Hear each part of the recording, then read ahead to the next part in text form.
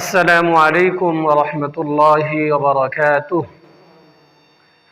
কি আপনারা ঘুমাইতেছেন? জোরে বলেন। জানাবে উত্তর দেন, আবারকে সালাম দিচ্ছি, জোরে উত্তর দিবেন। আসসালামু আলাইকুম ওয়া রাহমাতুল্লাহি ওয়া বারাকাতুহু। আলহামদুলিল্লাহ আলহামদুলিল্লাহি নাহমাদুহু ওয়া নাস্তাঈনুহু ونستغفره ونؤمن به ونتوكل عليه ونعوذ بالله من شرور أنفسنا من يهده الله فلا مضل له ومن يضلله فلا هادي له ونشهد أن لا إله إلا الله وحده لا شريك له ونشهد أن سيدنا ومولانا محمدا عبده ورسوله أرسله بالحق بشيرا ونذيرا وداعيا إلى الله بإذنه وسراجا منيرا فقد قال الله تعالى في قرآنه المجيد وفرقانه الحميد أعوذ بالله من الشيطان الرجيم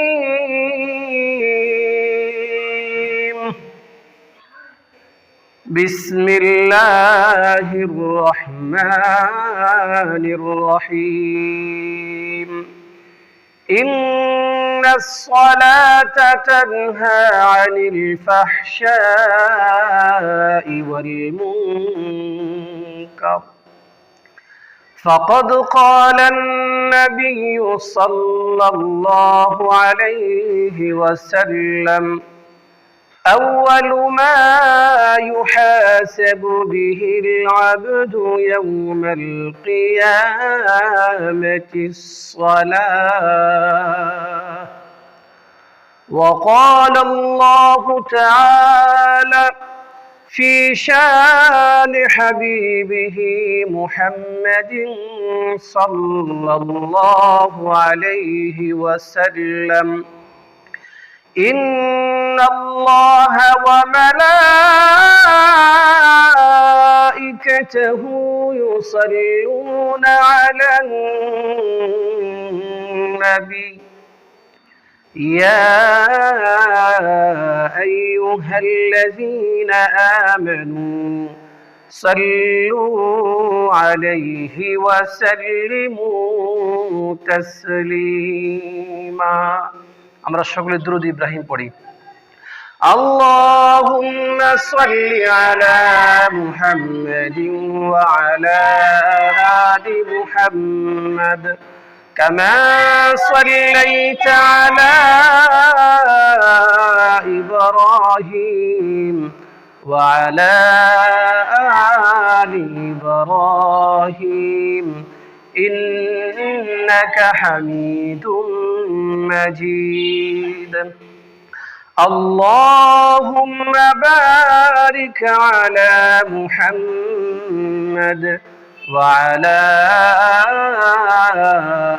آل محمد كما باركت على إبراهيم وعلى آل إبراهيم إنك حميد مجيد صدق الله العظيم وصدق رسوله النبي الكريم رب زدني علما رب زدني علما رب يسر ولا تعسر وتمم علينا بالخير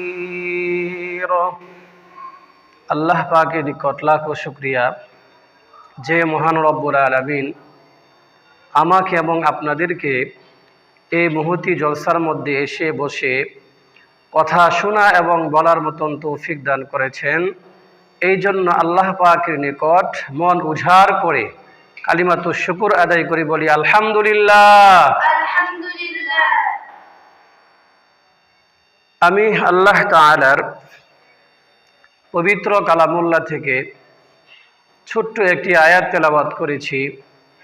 বিশ্বনবী মুহাম্মদুর রাসূলুল্লাহ সাল্লাল্লাহু আলাইহি ওয়াসাল্লাম ওনার অসংখ্য অগণিত হাদিস থেকে ছোট্ট একটি হাদিস তেলাওয়াত করেছি। আল্লাহ পাক যদি আমাকে তৌফিক দান করেন এবং আপনারা মনে মনে দোয়া করেন, তাহলে উক্ত আয়াত এবং হাদিসের কিছু আলোচনা করব ইনশাআল্লাহ। আল্লাহ তাআলা বলেন, ইন্নাস সালাতা তানহা আনিল ফাহশাই ওয়াল মুনকার। আল্লাহ পাক বলেন, যে নামাজ আদায় করবে, যে নামাজ পড়বে, সে সমস্ত ফাহেশা মন্দ কাজ থেকে বিরত থাকবে। ঠিক না? আল্লাহ তাআলা নিকট সবচাইতে প্রিয় আমল কোনটি? কথা বলেন, কোনটি? নামাজ। কোনটি? জোরে বলেন, কি? আল্লাহ তাআলা নিকট সবচাইতে প্রিয় ইবাদতের মধ্যে সবচাইতে প্রিয় ইবাদত কি? নামাজ। যারাই আল্লাহ তাআলার নৈকট্যতা হাসিল করেছেন, যারাই আল্লাহ তাআলার প্রিয় হয়েছেন, প্রত্যেকে নামাজের মাধ্যমে কি হয়েছে? প্রিয় হয়েছে। আমাদের নবীকে এই নামাজ কখন দিয়েছেন তোহফা হিসেবে, উপঢৌকন হিসেবে? বলতে পারেন? মেরাজের রাত্রিতে। কথা বলেন, কখন? আল্লাহ রাব্বুল আলামিন যখন আল্লাহ তাআলার সান্নিধ্যতা হাসিলের জন্য মেরাজ করেছিলেন, আল্লাহ তাআলা আহ্বান করেছিলেন, রব্বুল আলামিন তার বন্ধুকে প্রথমে 50 ওয়াক্ত নামাজ দিয়েছিলেন। বিশ্বনবী যখন 50 ওয়াক্ত নামাজ তার বন্ধু থেকে নিয়ে আকাশ থেকে যখন নেমে আসছিলেন, তখন হযরতে মূসা আলাইহিস সালামের সাথে সাক্ষাৎ হয়েছিল। হযরতে মূসা আলাইহিস সালামকে বললেন, বিশ্বনবী, আল্লাহ রাব্বুল আলামিন আমাকে 50 ওয়াক্ত নামাজ দিয়েছেন, আমার উম্মতের জন্য 50 ওয়াক্ত নামাজ দিয়েছেন। হযরতে মূসা আলাইহিস সালাম বললেন, ওগো নবীজি, আপনার উম্মত হলো দুর্বল, 50 ওয়াক্ত নামাজ আদায় করতে পারবে না। আবার বিশ্বনবী আল্লাহ তাআলার নিকট গেলেন, গিয়ে বললেন, ওগো আল্লাহ, আমার উম্মতেরা হলো দুর্বল, তাদেরকে আরো নামাজ কমাইয়া দেন। আল্লাহ তাআলা 5 ওয়াক্ত কমাইয়া দিলেন। এরকম করে বারবার যে আল্লাহ তাআলার নিকট থেকে 5 ওয়াক্ত নামাজ নিয়ে আসছেন। কয় ওয়াক্ত নামাজ? যে ব্যক্তি এই 5 ওয়াক্ত নামাজ পুঙ্খানুপুঙ্খানুভাবে আদায় করবে, আল্লাহ রাব্বুল আলামিন তাকে 50 ওয়াক্ত নামাজের সওয়াব দান করেন। বলেন সুবহানাল্লাহ। কিন্তু আমাদের মধ্যে দেখা যায় এমনও মুসলমান আছে যে নামাজ কয় ওয়াক্ত সেটাই বলতে পারে। আছে কি আছে না? একটি ছোট ঘটনা মনে পড়েছে। আমি শুনেছিলাম, এক মেয়েকে দেখার জন্য বরের বাড়ি থেকে অনেক মহিলা আসছে এবং পুরুষও আসছে। তো বরের বাড়ি থেকে যখন মহিলারা আসে, তখন ওই মেয়েকে জিজ্ঞাসা করেছিল, মা বলো তো নামাজ কয় ওয়াক্ত? সেই মেয়ে চুপ করে বসে আছে, বলতে পারে না। কিন্তু মেয়ের পাশে একজন তার দাদি ছিল, বৃদ্ধ মহিলা দাদি ছিল। সে কি করতেছে? হাত লড়াইতেছে বারবার। 3 বার হাত লড়াইছে। কয়বার? মেয়ে তো মনে করছে 3 বার যেহেতু হাত লড়াইছে, প্রত্যেকটি হাতের মধ্যে আঙ্গুল কয়টা আছে? একটা হাতের মধ্যে 5টি। 3 বার যেহেতু হয়েছে, তাহলে নামাজ কয় ওয়াক্ত? 15 ওয়াক্ত। কি বলছে? 15। নামাজ কি 15 ওয়াক্ত? এরকম মডেল মেয়ে আছে কি আছে না? যে নামাজ কয় ওয়াক্ত সে বলতে পারে না, কখন কোন নামাজের সময় হয় সেটা বলতে পারে না, ফজরের নামাজ কয় রাকাত বলতে পারে না, ফজরের সুন্নাত কয় রাকাত বলতে পারে না, ফজরের ফরজ নামাজ কয় রাকাত বলতে পারে না, জোহরের মধ্যে কয় রাকাত সুন্নাত আছে বলতে পারে না, জোহরের মধ্যে কয় রাকাত ফরজ আছে বলতে পারে না, আসরের মধ্যে কয় রাকাত সুন্নাত আছে কয় রাকাত ফরজ আছে বলতে পারে না, মাগরিবের মধ্যে কয় রাকাত সুন্নাত কয় রাকাত ফরজ আছে বলতে পারে না, ইশার নামাজের মধ্যে কয় রাকাত ফরজ আর কয় রাকাত সুন্নাত আছে এই কথা বলতে পারে না। এমন মেয়ে আছে কি আছে না? আপনাদের এখানে আছে? আমাদের বাংলাদেশে এরকম মেয়ে আছে? আছে, যা নামাজ সম্পর্কে গাফেল। বরঞ্চ কাফের এবং মুমিনের মধ্যে এই পার্থক্য কে করে? নামাজ। কে করে? নামাজ। কথা বলেন ঠিক না বেঠে? মুমিন এবং কাফের মধ্যে পার্থক্য কি? এক নম্বরে কি? নামাজ। আল্লাহু আকবার। আগেরকার নবীদের মধ্যে ছিল, যারা আগেরকার নবী ছিল তাদের জন্য ফরজ ছিল তাহাজ্জুদের নামাজ। তাহাজ্জুদের নামাজ কখন পড়ে? রাত্রের গভীরে। যারাই আল্লাহ তাআলার সান্নিধ্যতা নৈকট্যতা হাসিল করেছে, যারাই আল্লাহ তাআলার প্রিয় হয়েছেন, যারাই আল্লাহ তাআলার বন্ধু বা ওলি হয়েছেন, প্রত্যেকেই শেষ রাতের তাহাজ্জুদের নামাজের মাধ্যমে আল্লাহ তাআলার ওলি হয়েছেন। কথা বলেন ঠিক না বেঠে? কিন্তু আজকে দেখা যায় ফজর নামাজের আযান হয়ে যায়, মুয়াজ্জিন সাহেব বলে আসসালাতু খায়রুম মিনান নাওম, ঘুম থেকে নামাজ হলো ভালো। এই শব্দটা কানের মধ্যে পৌঁছে, কিন্তু বান্দা কম্বল নিয়া আবার মুড়ি দিয়া শুয়ে থাকে। কথা বলেন ঠিক না বে ঠিক? যদিও নামাজ পড়ে জামাতের সাথে পড়ে না। কথা বলেন ঠিক না বে ঠিক? নামাজ পড়তে হলে জামাতের সাথে পড়বো নাকি একা চিত্রে পড়বো? বিশ্ব নবীর এক অন্ধ সাহাবী ছিল আব্দুল। তো নামাজ পড়তে হবে কিরকম করে? জামাতের সাথে। কিসের সাথে? জামাতের সাথে। বিশ্ব নবীর এক সাহাবী ছিল অন্ধ, যার নাম ছিল আব্দুল্লাহ ইবনে মাখতুম। সে অন্ধ ছিল, চোখে কিছুই দেখতো না। রাস্তা দিয়ে যখন বাহির হয়েছে, বিশ্ব নবীর সাথে সাক্ষাৎ হলো। বিশ্ব নবীকে বলল, ইয়া রাসূলুল্লাহ, আমি আমার চোখের দ্বারাতে কোনো কিছুই দেখতে পারি না, আমার জন্য কি রুখসত আছে কিনা, সুযোগ আছে কিনা বাড়িতে নামাজ পড়ার জন্য? বিষ্ণু বললেন, ঠিক আছে, তোমার জন্য রুখসত আছে, তোমার জন্য সুযোগ আছে, তুমি বাড়িতে নামাজ আদায় করতে পারো। আব্দুল্লাহ ইবনে মাখতুম যখন বাড়ি থেকে রওনা করলেন, বিষ্ণু তাকে আহ্বান করলেন, আব্বাটাকে ডাক দিলেন, ও আমার অন্ধ সাহাবী, এইদিকে আসো। আব্দুল্লাহ ইবনে মাখতুম বিষ্ণু ডাকে আহ্বান সাড়া দিলেন। সাড়া দেওয়ার পরে বিষ্ণু বললেন, ওগো আমার অন্ধ সাহাবী, তোমার কানের দ্বারাতে মুয়াজ্জিনের আযান শুনতে পাও কিনা? অন্ধ সাহাবী বলে, ইয়া রাসূলুল্লাহ, অবশ্যই অবশ্যই আমার কানের দ্বারাতে মুয়াজ্জিনের আযান শুনতে পাই। বিষ্ণু বলেন, তাহলে তোমার জন্য বাড়িতে নামাজ পড়া তোমার জন্য রুখসত নাই, সুযোগ নাই। সুযোগ আছে না। বিষ্ণু বলেন, আমার মনে চাই সমস্ত মানুষের বাড়িগুলা পরিষ্কার করে দেই, যারা মসজিদে আজান হয়েছে কিন্তু মসজিদে আছে জামাতের সাথে নামাজ আদায় করে নাই। তবে তিনটি কারণে আমি ওই বাড়ি ঘরগুলা ফুরি না। নাম্বার 1 হচ্ছে, ওই ঘরগুলোর মধ্যে ছোট ছোট বাচ্চারা রয়েছে এবং মহিলারা রয়েছে, অন্যথায় আমি ওদের বাড়ি ঘরগুলো আমি পরিষ্কার করে দেওয়ার মন চাই। কত ধমকের সুরে বলছে। কথা বলেন ঠিক না ঠিক? এই যে নামাজ পড়তে হবে জামাতের সাথে নাকি একা চিত্রে? জামাতের সাথে। আল্লাহ রাসূল যখন শেষ প্রান্তে উপনীত হয়ে গেলেন, শরীরের মধ্যে অনেক জ্বর এসেছে, অসুস্থ কাতর হয়ে ঘরের মধ্যে শুয়ে আছেন। মাগরিবের নামাজের সময় হয়ে গেছে। সাহাবায়ে কেরাম মসজিদে নববীর মধ্যে নামাজ পড়ার জন্য আসছেন।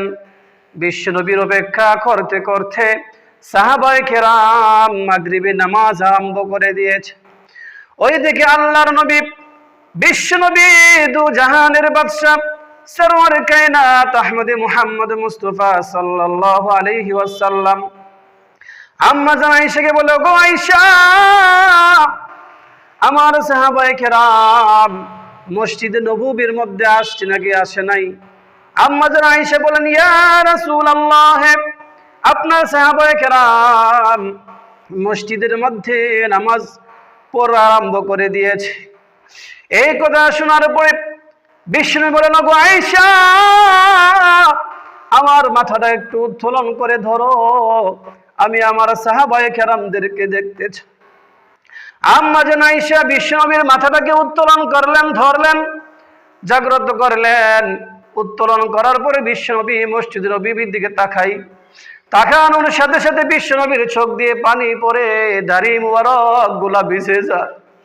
আম্মা জান আয়েশা বলেন, ইয়া রাসূলুল্লাহ, আপনি কেন ক্রন্দন করেন গো রাসূল? আম্মা জান আয়েশাকে রাসূল সাল্লাল্লাহু আলাইহি সাল্লাম বলে, গো আয়েশা, আমি এই নামাজের জন্য উহুদের ময়দানে দাঁত তুমি শহীদ করেছি। এই নামাজের জন্য আমি অনেক কষ্ট ক্লেশ করি গো আয়েশা। আজকে আমার এই সাহাবায়ে কেরাম মসজিদে নববীর মধ্যে নামাজ আদায় করতেছে। ওগো আয়েশা, আজকে আমি কোনো কষ্টের জন্য, কোনো ক্লেশের জন্য ক্রন্দন করি না আয়েশা। আমি যদি পৃথিবীর মধ্যেও না থাকি, আমার এই সাহাবায়ে কেরাম আল্লাহর হুকুম নামাজকে প্রতিষ্ঠিত করবে। এই বলে রাসূল অজস্র কান্না আরম্ভ করে দিলেন। আজকে আমাদের এমন হয়ে গেছে, নামাজ চলে যায় খেলাধুলার মধ্যে, কথা বলেন ঠিক না বেঠিক? নামাজ চলে যায় বেহেশা সময়ের মধ্যে, আমি মোবাইল টিপতে থাকি, নামাজের সময় অতিবাহিত হয়ে যায়, জামাত চলে যায়, কথা বলেন ঠিক না বেঠিক? এই জন্য আমি কথা বলি, যারা নামাজ পড়ে না, যেজন নামাজ পড়ে না সে তো শয়তানের নানা, যেজন নামাজ পড়েনি সে তো শয়তানের নারী, কথা বলেন ঠিক না বেঠিক? কথা বলেন ঠিক না বেঠিক? নামাজকে বলো না মোর কাজ আছে, কাজকে বলো আমার নামাজ আছে। নামাজকে বলো না আমার কাজ আছে, কাজকে বলো আমার নামাজ আছে। নামাজ বিহীন পরকালে কি গবাব দিবে তুমি প্রভুর কাছে, কথা বলেন ঠিক না বেঠিক?